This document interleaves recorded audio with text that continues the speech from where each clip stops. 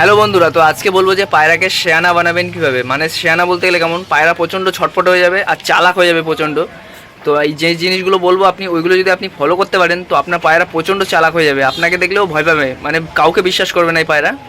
নিজের বাড়ি ছাড়া মানে নিজের বাড়িটাকেই জাস্ট বিশ্বাস করবে, আপনাকেও বিশ্বাস করবে না। এই জিনিসগুলো যদি আপনারা করেন তো আপনার পায়রা ধরেন কোথায় গিয়ে বসলো, মানে কারো বাড়িতে গিয়ে বসলো, সে যখন আয় আয় বলে ডাক দেবে তখনই পায়রা পা পিছন দিকে মানে পায়রা দূরে সরে যাবে তার থেকে, এত চালাক হয়ে যাবে পায়রা। তো যে জিনিসগুলো বলবো ওইগুলো যদি আপনারা ফলো করতে পারেন তো আপনার পায়রা প্রচণ্ড চালাক হয়ে যাবে। তো ভিডিও বেশি বড় করবো না, তো যে জিনিসগুলো বলবো আপনাদের সামনে বলছি। তো আপনি যেই জিনিসটার উপর খাবার দেবেন সেটা যেন এরকম স্টিলের হয়, আর যেটার মধ্যে জল দেবেন সেটাও যেন এরকম স্টিলের হয়, মানে একই রকম দেখতে হয়। আর একটা বাটিতেই দেবেন, আর যেটা জল দেবেন সেটাও একটা বাটিতেই দেবেন। আমি জলেরটাও দেখিয়ে দেবো। আর খাবার দেবেন দেখেন কীভাবে, এরকম খাবার দেবেন স্টিলের বাটির মধ্যে। আর খাবার দেবেন পারলে রাতেরবেলা দেবেন, তাহলে খুব ভালো হবে যদি শেয়ানা বানাতে চান। আর বিকেলবেলাও দিলে চলে যাবেন। আর যখনই খাবার দেবেন তখন এরকম একটা বাঁশি নেবেন, এই দেখেন এরকম বাঁশি নিয়ে যখনই খাবার দেবেন তখনই বাঁশিটা এরকমভাবে 2-3 বার মারবেন। যখনই খাবার দেবেন 2বার কি 3বার মারবেন এরকম বাঁশিটা। তাহলে কী হবে, আপনার পায়রা যদি আকাশে ওড়ে না, আপনি বাঁশি বাজালে পায়রা নামাতে পারবেন, যদি নামাতে চান তাহলে নামাতে পারবেন। আর এইটা থাকলে কী হবে, পায়রা ট্রেনিং হয়ে যাবে একদম, মানে ও বুঝতে পারবে এই বাঁশিটা বাজছে এখনই খাবার পাবো আমরা। আর অন্য কারো বাড়িতে গেলে কী হবে, যখনই সে আয় আয় বলে ডাকবে সে পায়রা মানে ও বুঝে যাবে এখানে ঠিক না এখানে থাকা, কেন আমার মালিক যেভাবে খাবার দিত বাঁশি বাজতো। তো সেই জিনিসটাও মানে ওর মাথায় অন্য কিছু চলবে, তখনই ও পায়রা পিছন দিক পা সরিয়ে নেবে, মানে তাকে ভয় পাবে দেখলে। আর যে সে যদি একটু নড়াচড়া করে পায়রা উড়ে যাবে, ধরতে পারবে না তাকে, এতটাই চালাক হয়ে যাবে। তো এটা চলে গেল খাবারেরই।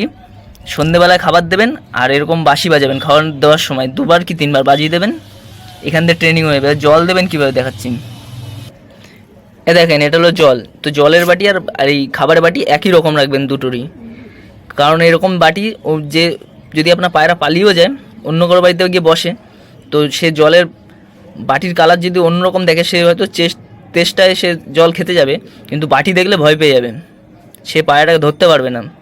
মানে পায়রা প্রচণ্ড চালাকি করবে সেখানে গিয়ে, মানে ধরা খাবে না তাড়াতাড়ি। তো এরকম বাটি আর এই খাবার এটা একই রকম রাখবেন। আর এই একটা বাটিতেই জল দেবেন, এরকম বাটিতে, অন্য বাটি করবেন না, মানে যাতেই জল দেবেন একই কালার রাখবেন দুটোর। আরও জিনিস দেখাচ্ছি। ধরেন আপনি এরকম একটা খোপের মধ্যে পায়রা রেখেছেন বা আপনার বড় ঘর, তো পায়রার খোপটা সবসময় ঢেকে রাখবেন।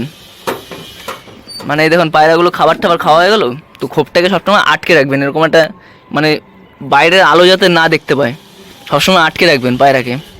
তো আপনার পায়রা এতটাই মানে আটকে রাখলে, মানে অন্ধকারে থাকলে এতটাই শেয়ানা হয়ে যাবে, মানে আপনিও ধারণা করতে পারবেন না, এতটা শেয়ানা হয়ে যাবেন।